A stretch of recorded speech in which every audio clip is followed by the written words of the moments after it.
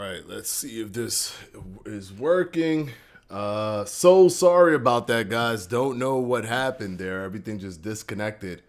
I do apologize. That's not happened before. So yeah, I don't know what happened. But I hope, I hope you guys can find this one because I had to basically make a new live stream. So yeah, let's see here. Hopefully you guys come in. Let me let you guys come in a little bit.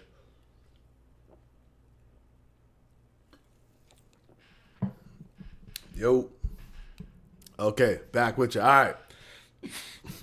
My bad, guys. That's not happened before. Don't know what happened. Hit the like again if you can. If you haven't. But let me just double check, make sure this is working. No, this is not working. All right, let's see here. Switch this and then switch this. There we go. Okay, this is also working. We back up. All right, cool. I didn't see what was the last things that y'all were saying in the other chat. And I kind of forgot what I was cause I was fixing everything. Oh yeah, he's not. That's the point. I'm making this video because content creators are making videos on rumors about boxing information that's coming from unreliable sources. It's coming from, people on Facebook, people on Twitter, and it's just a little bit frustrating. So I'm trying to cut through the noise as much as I can and kind of try to combat all of that stuff because I think that that's actually damaging. A lot of content and the reason that is damaging is because there's so much content creators that just make boxing content with an agenda, right? With the echo chamber. So they'll use that and be like, hey, rumors say rumors. And if they use the word rumors, they could make a whole video and be like, yo, Terence Crawford about to pull out. Like, what's going on? He's pulling out of the fight. He's getting cold feet. What's this? What's that? You know what I'm saying? And they use that to springboard. And sometimes people just read titles and they don't watch videos, and then that spreads like wildfire. So I think that it's important for us to basically make sure that what we report on is coming from reliable sources, not just the dude from down the street posting something. Like, that's not a reliable source. The guy with 10 followers, on Facebook, that's not a reliable source, guys. That's not a reliable source. A reliable source is, boxing scene, ESPN, straight from the PBC, straight from Top Rank. Those are reliable sources. Michael Benson, Dan Raphael, Mike Coppinger. Those are reliable sources. At least people on the inside of the sport, right? If you hear Mike Tyson saying something or Floyd Mayweather, maybe that has a little bit more weight behind it. But just a regular dude on Twitter with 15 followers, come on, man. That's not gonna cut it, man. Well, Love C Shorty with the $2 super chat. Let me get the first super chat this time. Oh man, hold on. Let's give him the super chat. Let's give him the super chat video, and of course we gotta give him the heart right quick. All right. Okay, hold on. All right, let's see. Boxing influencers get their information from Wikipedia. Correct. I 100% believe that, man. It's like, if you've ever done any sort of research and journalism in the past, you understand to take sources seriously. So when somebody, rumor from this guy, rumor from that guy, I'm just going to talk about all these rumors, and I'm going to cherry pick rumors so that it looks like the narrative is consistently on my side. Is that a rumor that I like? Oh, okay, I'm taking that. Is that a rumor that I don't like? That's just a rumor. Let's not talk about it. This is what I don't appreciate that kind of stuff. And then hopefully we could create a community here that's more like straight down the, in the straight and narrow when it comes to actually providing you guys news with boxing. Of course I have opinions, but my opinions are going to be attached to the things that are part of reality, not things that are rumors that came out of nowhere from unreliable sources. Let's see here. The hype for Canelo versus Charlo really starting to kick in for me. I was excited, but now I'm really recognizing that type of fight we got on our hands. Yeah, it's going to be a good fight, man. It's going to be a good fight. I told y'all, when the moment they said it ain't Jamal, it's Jermell, bro, crazy. The moment I found out it was Jermell, I was hyped. And I know people are like, oh, but he's so small. Oh, but he's this and that. It don't matter, man. It don't matter. Weight don't matter as much as people think. And Canelo is a smaller 168. He's a smaller 168. So it's not even like he's a big dude, like killing himself to be at 168. He's chilling at 168. He ain't killing himself to make 168. All right, let me see this. Looks like Shakur got a fight for real this time. LOL. Yeah. He's going to be fighting De Los Santos, Edwin De Los Santos. So the thing, let's talk about that a little bit. But is Shakur ever going to get a real dance partner? Yeah, I know. That's the thing, man. I think Shakur is at the level where he needs to be fighting, the Haneys of the world, right? The Lomas of the world. Those are the kind of guys, the Tanks and stuff. That's where he is. The unfortunate thing is that they don't want to fight him. Those guys don't want to fight him. But Edwin De Los Santos, he not scared, right? He's not scared. And this also continues to prove that Bob Arum has more confidence in Shakur Stevenson than he's had in any of his previous fighters in recent times. More confidence than he had in Floyd Mayweather. More confidence than he had in Manny Pacquiao, believe it or not. He never let Manny Pacquiao fight outside of the top-ranked stable. He ain't let Floyd Mayweather fight outside of the top-ranked stable. He is now working with the PBC. So he's so gung-ho with the PBC and this whole working together that they did the Edwin De Los Santos fight. And Edwin De Los Santos is a PBC fighter. He fought on the undercard of Jaron Bruce Ennis versus Vila. He fought on the undercard of that fight. So it looks like he's really open to fighting with the PBC. So this opens a possibility for him to be able to fight with to have a fight with Tank Davis. It is possible. It is very possible. Hold on, we got a super chat come in by Adrian Dones, $10 super chat. We got to do the $10 super chat video. $10 super chat by Adrian Dones. The type of guy Shakur needs to fight, keep ducking him. Yeah, man. Yo, he is, and here's the thing about it. He is publicly ducked. It is public. Like, they don't even have any shame. When it's Shakur, everybody else would be like, yo, for anyone else, they're like, yo, let's do this. Let's go. When it's Shakur, they're like, all right, nah. Eastside Cruz, you want Tank? Yo, I'm ready for Tank, man. Let's give me Tank right now. You know what? I lost, but it was a close fight. I want the Tank rematch. Oh, okay, cool. What about Shakur? Nah, heck no. Get that. Don't even ask me that question. We talking about Tank or what we talking about? We talking about Tank or what we talking about? Same thing. Zepeda. I don't want to hear it. Nope. I don't want to. Yeah, I'm nice. I know I'm nice, but I don't want to fight Shakur. Lomachenko, yo, Devin Haney, where you at? Where you at, Devin Haney? Nah, he's going up. He doesn't want to fight you again. He's going. What about Shakur? Because he number one contender. He's number two. So you guys gonna? Nah, I'm semi-retired. What the heck? All right, cool. We got Frank Martin. We know Frank Martin was just talking about he don't duck nobody. He get the smoke with anyone. He was, criticizing Shakur for not taking the 25%. So there's nothing stopping this fight from happening, right? Nah, I'm good. I'm pulling out of the fight. Nobody wants to, and they don't want to fight him publicly. They publicly do not want to fight Shakur Stevenson. What is he to do? There is nothing that he can do. He's going to fight De Los Santos now. I think it's a okay fight. Let me see what Prince said over here. Hold on.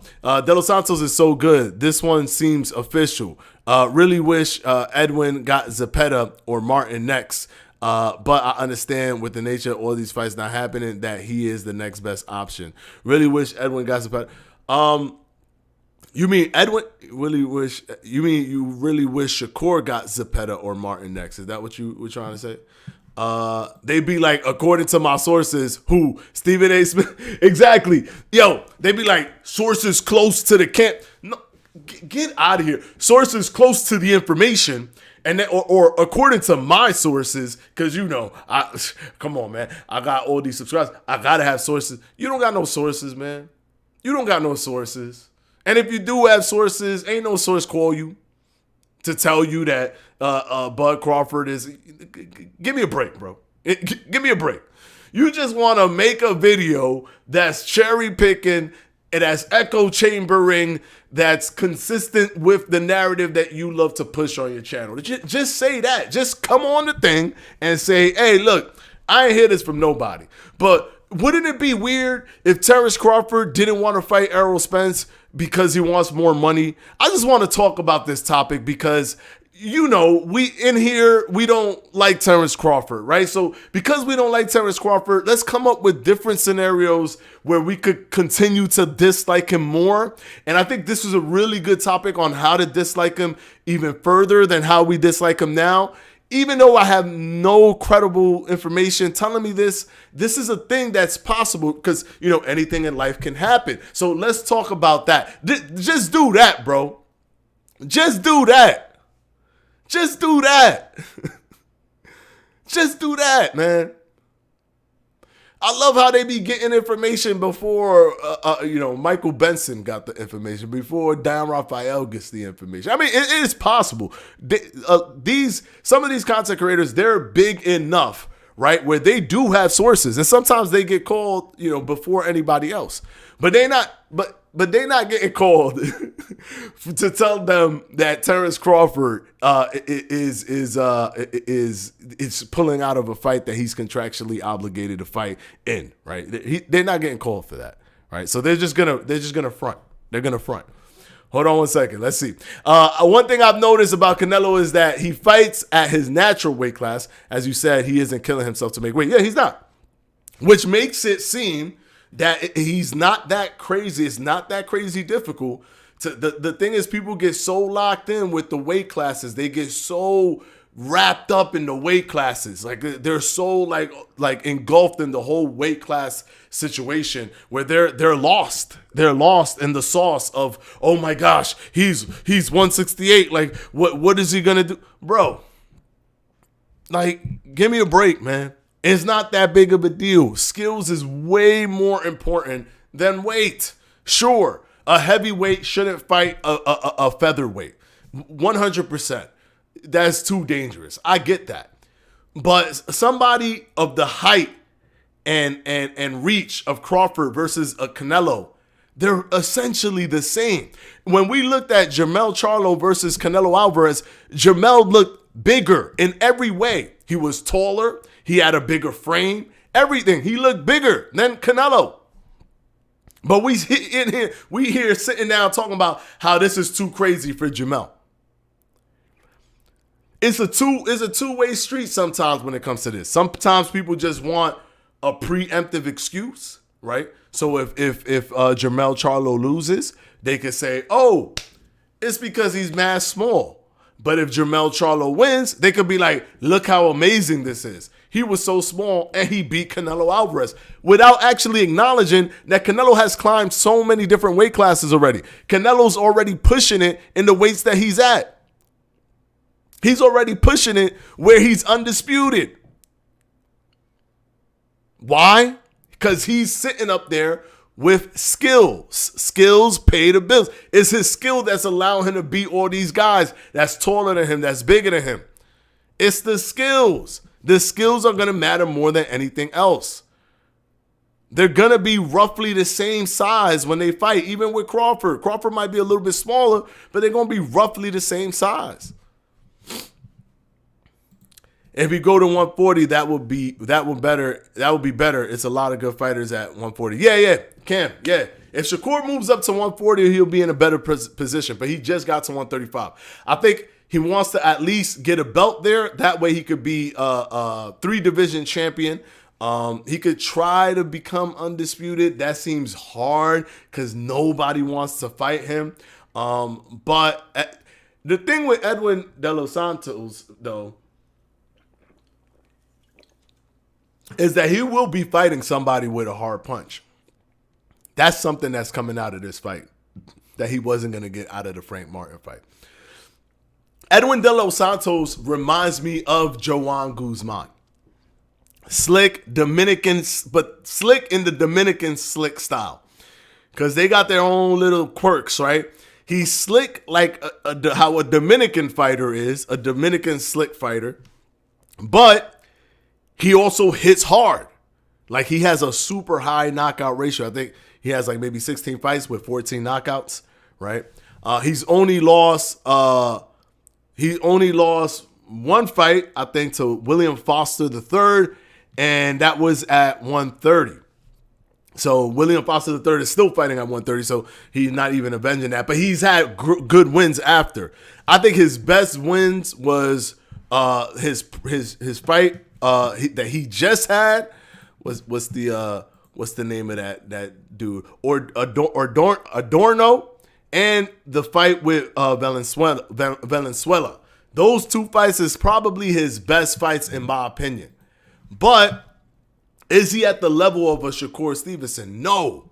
But at least he's bringing power. So now we can see how Shakur Stevenson acts against somebody that has really good power and is slick, right? He's kind of slick and he got good power.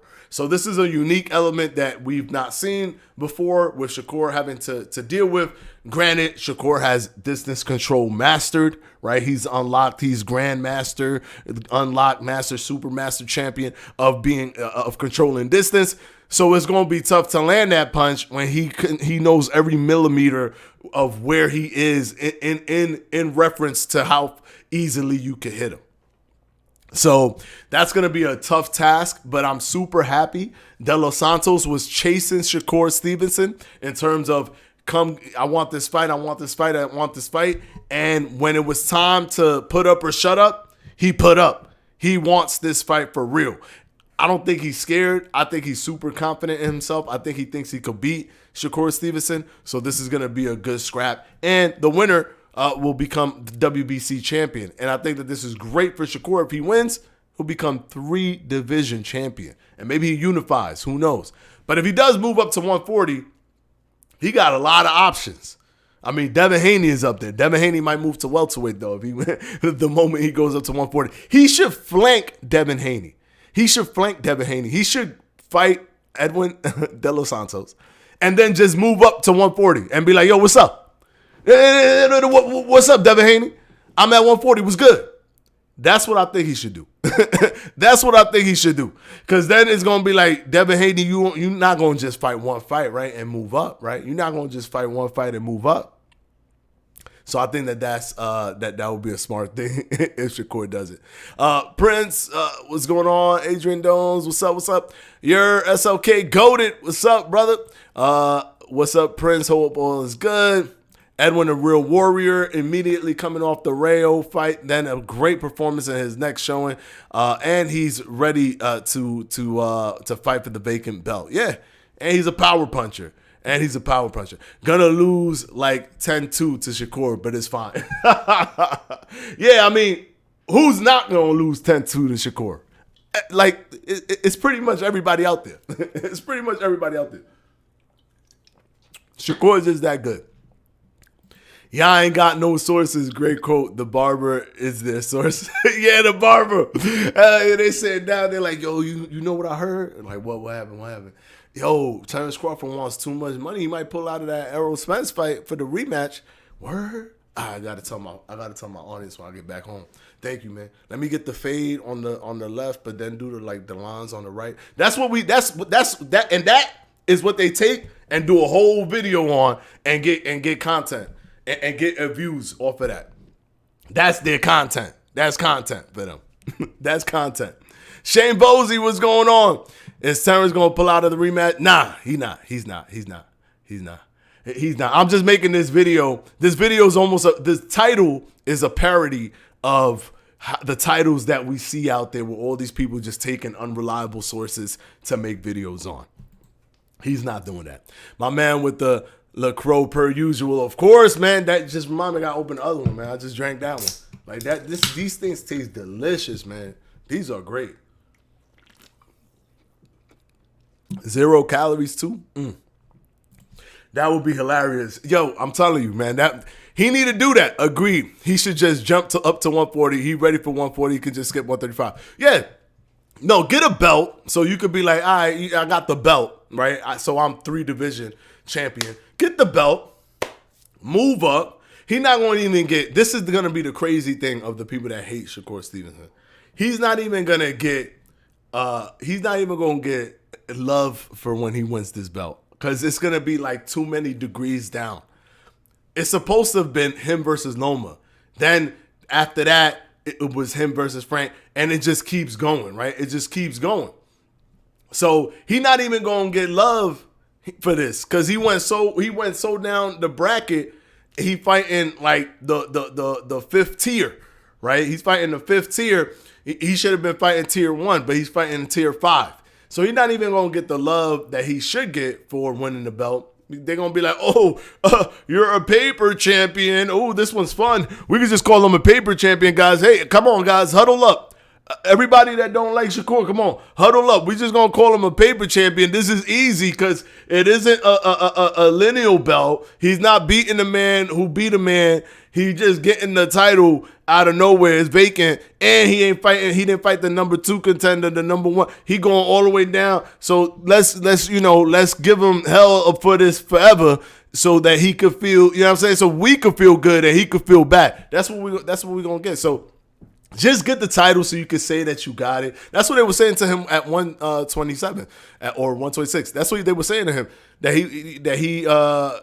that title wasn't real because it was vacant, all this BS. And then he went up to 130 and got lineal titles, and everybody's like, oh damn, okay, all right, my bad. But before he fought Jamel Herring and all those dudes, they thought he was trash. They thought he ain't fight nobody. He could do all that cool skill stuff against lower level fighters, but he can't do it against high level fighters. And he showed that he not only can he do it, he's still the same exact. Like it's not even no sweat off his back. No sweat off his back. Bro, you literally hear everything from the bar. W title. We gonna get you sponsored, bro. Yo, hey, listen, guys. LaCroix, come on now. How many subscribers do I need to get up to? How many views do I need to get be getting to get a sponsorship? I already drink. This is just a natural sponsorship, man. This is just a natural sponsorship. I should probably email them. I should probably hit them up. I should email their marketing team and be like, yo, I'll drink it on. Go watch all of my live streams. I drink LaCroix on all the live streams. So come on, sponsor your boy. I could just be like, yo, we starting the live, sponsored by LaCroix, and I'm gonna drink it. It's like I'm just going through the motions, right? Like it's not. I don't got to do anything extra. I ran into a Devin Haney superfan on TikTok. Didn't even know those existed. LOL, but he told me Haney had the toughest route to Undisputed, and he said Shakur is jealous of Devin. Gotta love TikTok. How Haney had the toughest route to Undisputed? He fought Kambosos in one fight. In one fight. There wasn't a route to Undisputed. It was just a fight to Undisputed. In one fight, he became Undisputed. In one fell swoop, he became Undisputed. He beat a Kambosos. That win is aging like spoiled milk. It's aging like milk. Because Kambosos is out here like looking trash against mad heads. So he beat a person that squeaked out a win against a fighter who was trying to knock him out and not actually trying to focus and box or anything like that, not taking him seriously, just going for a one-punch knockout, and ended up costing him all of his belts. That's the guy that he ended up fighting. And then he fought Lomachenko in a very close fight. And he just fought Lomachenko as a defense. Sure, he had to fight Kambosos twice, but Kambosos was never at his level anyways. He was never at his level anyways. If he really want to prove that he should have been undisputed, he should fight Teofimo. Because Teofimo beat Lomachenko. Right? Teofimo beat Lomachenko. Yes, Kambosos beat Teofimo, but Teofimo beat Lomachenko. He should be fighting Teofimo to see how that would play out if he could beat a Teofimo when Teofimo is doing his thing, right? Like how Teofimo just came out of his fight with Josh Taylor. He should be fighting that Teofimo at 140, but he's not doing that. He's going to Regis Prograis. Why? Why not fight Teofimo? Why are you fighting Regis Prograis? You was undisputed. You had a choice of fighting any of the fighters. Why not fight Teofimo? Shakur moves up to 140. Teo gonna retire again. No lie, that would be a good fight. Teo versus Shakur. That would be amazing. Shakur got way more options moving up because everyone's ducking him at 130 or 135. Everyone's ducking him. I want him to fight Tank. I think Tank will be an amazing fight, but let's see. Tank is one of those guys that really does not need to fight for a belt to get views. He doesn't need to fight for a belt to get views. Aaron Pryor versus Tank at 140. Is that a good fantasy matchup? That's decent. That's okay. But I think maybe Aaron Pryor would win against Tank. Because Tank, you have to understand that Tank is popular. Tank is knocking people out. Tank is not fighting high-level opponents. Tank is popular. Tank is knocking people out. Tank is not fighting high-level opponents. And if you don't fight high-level opponents, I don't care how popular you are. I'm not going to put on my popular goggles and get blinded by, how good you actually are until you fight at the highest level. Win world titles. Win world titles. And don't win world titles so that you can get more views or whatever. Win world titles so that you can prove to the people who are watching you that you're actually that good. That's my thing. Aaron Pryor beats the brakes off a Tank. Yeah. What happened to round for round boxing game? I don't know what happened to them. They just stopped. I feel like they just gave up. I think they keep coming out of the woodworks every time saying, no, we ain't give up. We still here. But we never see the game or hear anything about the game. So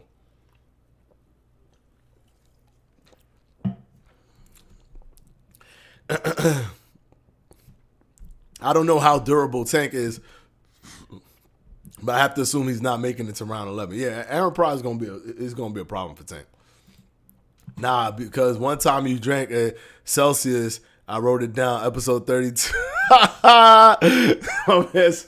One time you drank a Celsius. Nah, I've never drank Celsius. Teofimo versus Shakur is a fight I want to see, but I know it's probably not gonna happen.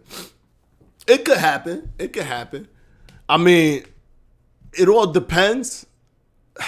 It's tough, but if Shakur moves up to 140, the thing is, you have to bear that shame for the rest of your life. You have to bear that shame for the rest of your life. Frank Martin will have to bear that shame for the rest of his life, right? People are trying to defend Frank Martin and do all these different things, but he's going to have to bear that shame for not wanting to fight Shakur. It taints you as a boxer.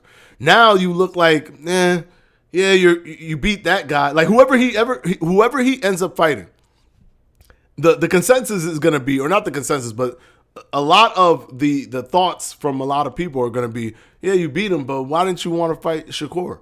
Yeah, his whole life it'll be connected to that. His post-fight interviews will be like, do you think that now with a performance like that in front of this crowd, right here on Showtime, do you think that you are now ready for a Shakur Stevenson?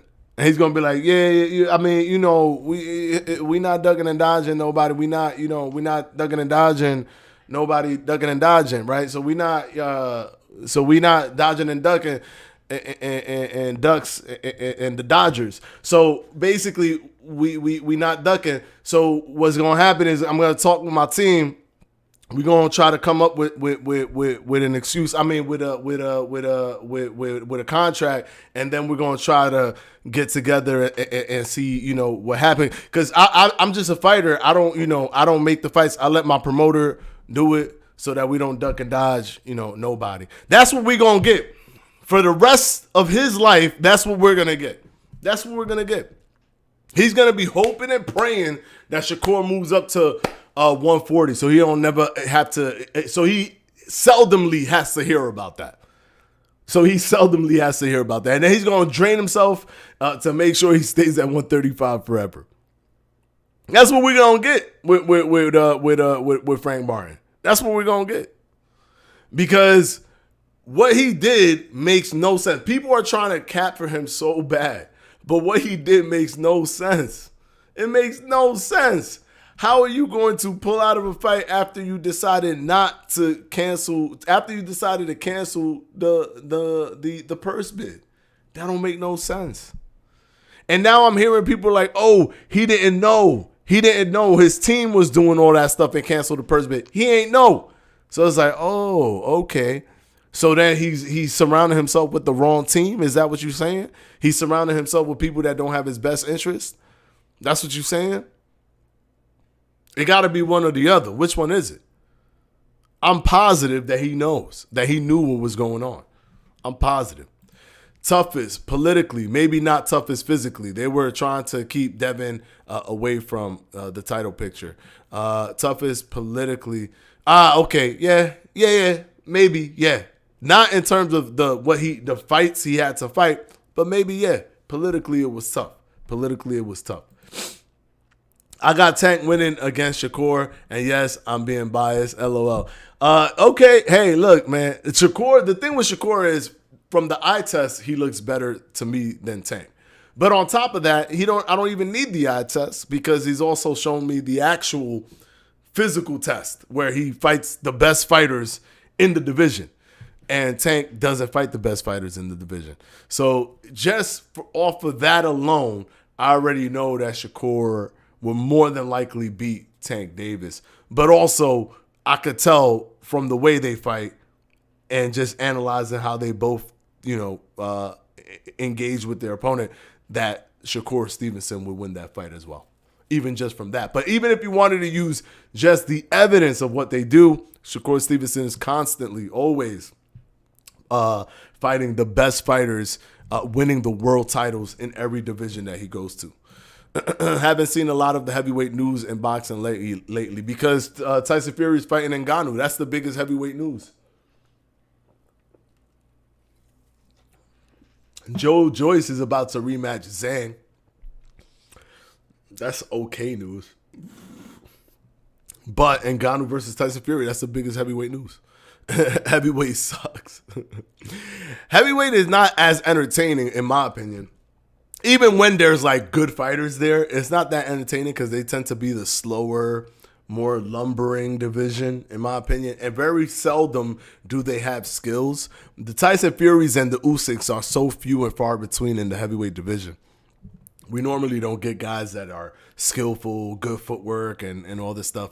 So it tends to be a little bit boring for me. But it is what it is, right? Every once in a while, we get a Fury, we get a Usyk, and then we get like an excitement with like a Wilder with the one right hand from like lightning power right hand where he can knock people out.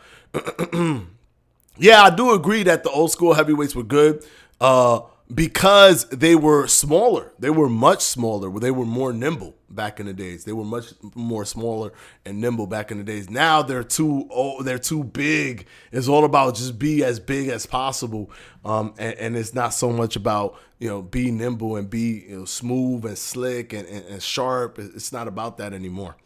If Bud beats Canelo and fights Charlo just because and wins, who will be the next big fight for him? The next big fight for him would be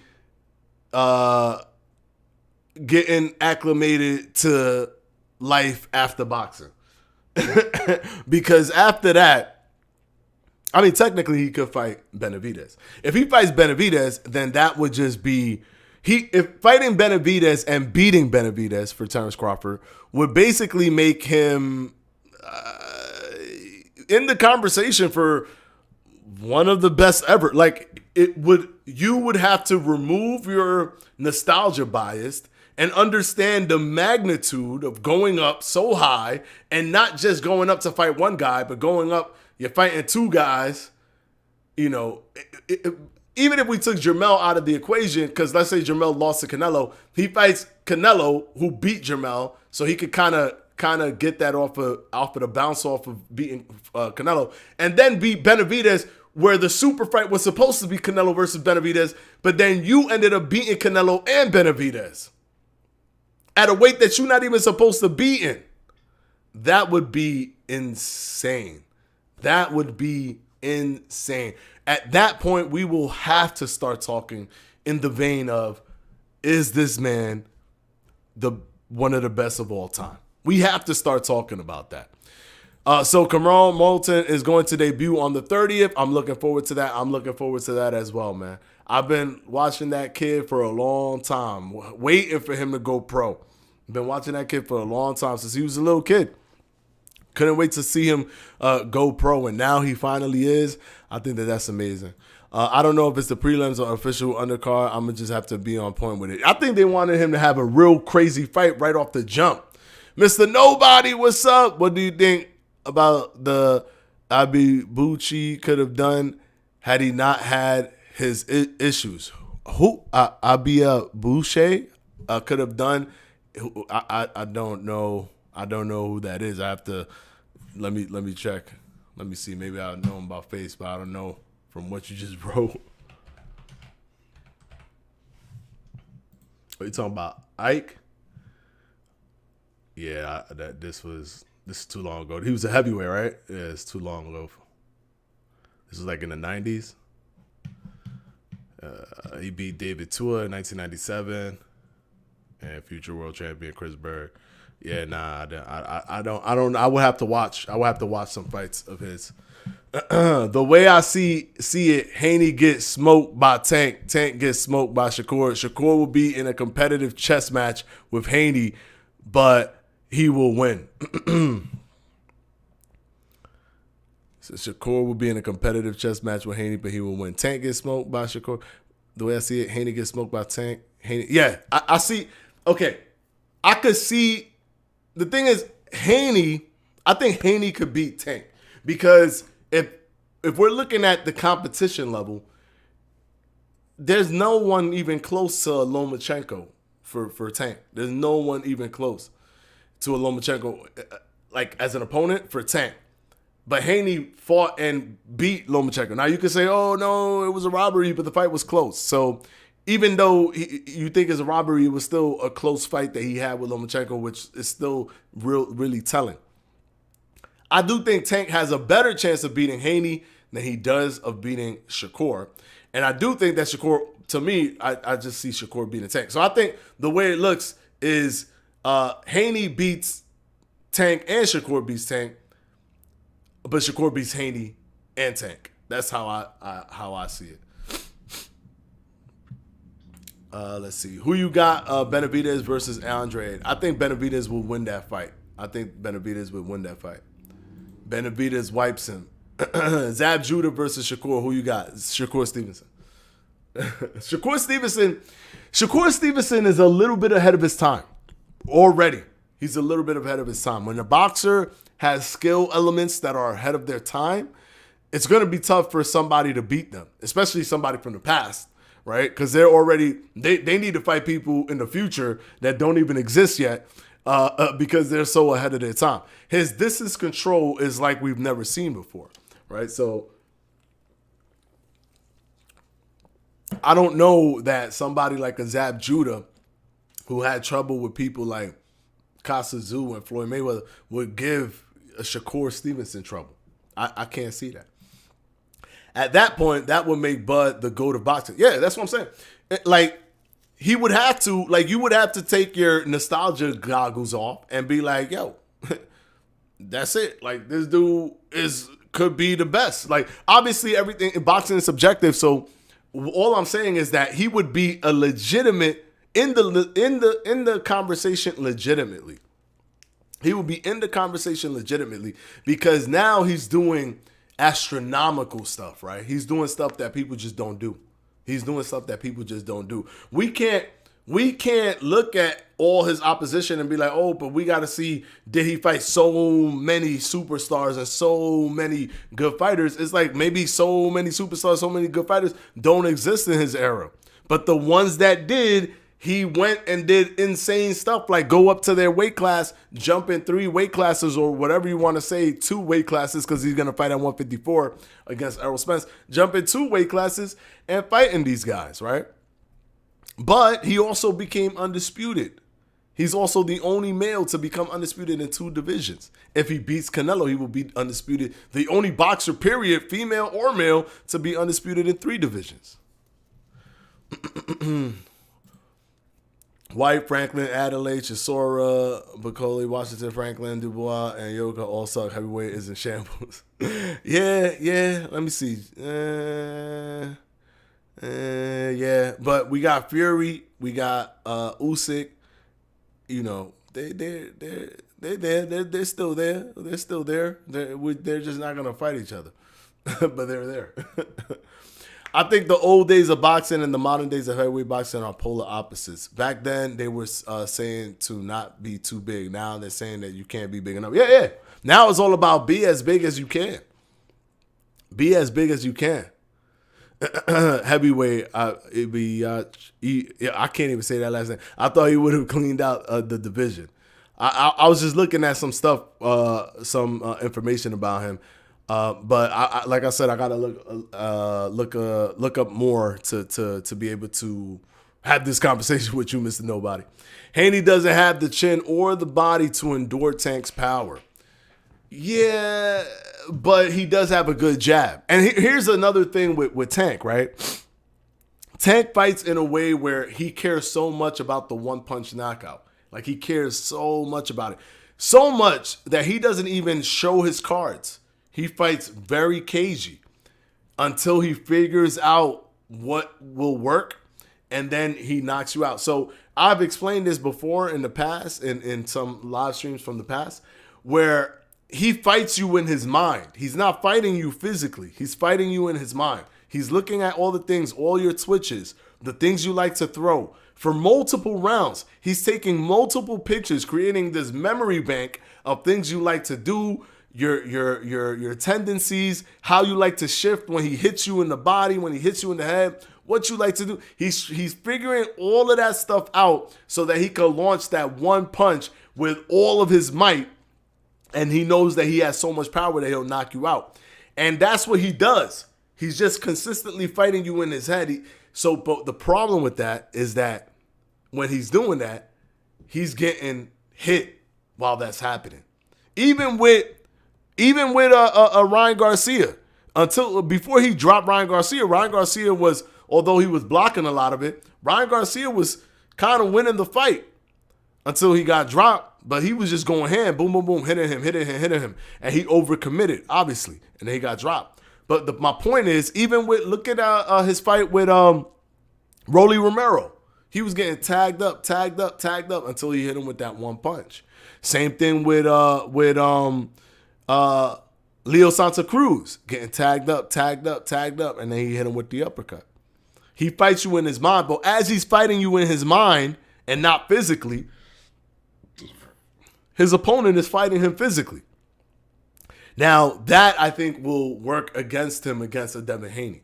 Is he going to be scared of Devin Haney? No, but Tank is not a fighter who's going to just, I'm just going to bum rush you to knock you out. No, he's trying to land a precise shot.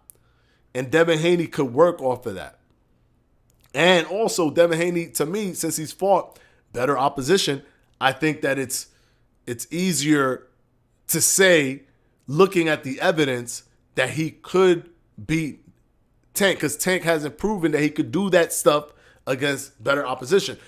Against Isaac Cruz, who that win that was close is also aging poorly. He was trying to do that same thing, and he couldn't pull off that knockout. So Isaac Cruz, he was putting on the attack, and some people think he won the fight. So it's one of those things where that's both his strength and weakness. Because he doesn't show his cards, that punch is going to come hard and fast and have a high possibility to land because you're not prepared for it. He's not built any tendencies inside of you that you're looking from him to come towards you. He's not built any things that he likes to do, and he's hiding everything so that he can launch it and get that knockout. He's hiding everything. So it's tough. It's tough. It's very unique. It's a unique way of getting a knockout where you just let the person do whatever they want to do and you just keep defending and you bank on the fact that you know that you can knock everybody out. That's his forte. That's his forte. And I think that that's going to be difficult for him to do at the highest level. I really do believe that that will be difficult for Tank to pull off at the highest level. But we're going to have to wait and see. Or maybe we never get that fight because Tank could do good pay-per-view numbers. I hope he gets punished pay-per-view numbers-wise so that they can reassess, go back to the drawing board, and then start using the actual Mayweather strategy that people don't want to admit is the real Mayweather strategy, which is fight all the best fighters in the world. Because that's how Floyd Mayweather was doing his pay-per-view numbers. Because he was fighting all the best fighters in the world. That's what Tank Davis needs to do. If Tank could apply both his pay-per-view stardom, his star power, and fuse it with fighting the best fighters in the world, you get the best of both worlds for Tank. You get the best of both worlds. What about Shakur versus De Los Santos November 16th? Yeah, Shakur is going to win that fight. I think that this is an interesting fight because De Los Santos is a power puncher that's also slick. So he's a slick power puncher. I think that this makes the fight a little bit interesting to me. I think he has like 16 wins with 14 knockouts. This will be a good kind of fight to see how Shakur deals with somebody with the power of a De Los Santos, or if that don't even matter because it's Shakur Stevenson. He don't even care. You can have all the power in the world. If you can't leverage to throw that power shot, you might as well not have it. Let's see if that's what's going to happen. I think that it's going to be like just a one-sided beating. I don't think it's going to be anything crazy. But it's still going to be entertaining. And guess what? I'm going to be calling the fight right here. I'm going to be calling the fight live. We're going to be doing the fight watch along or whatever.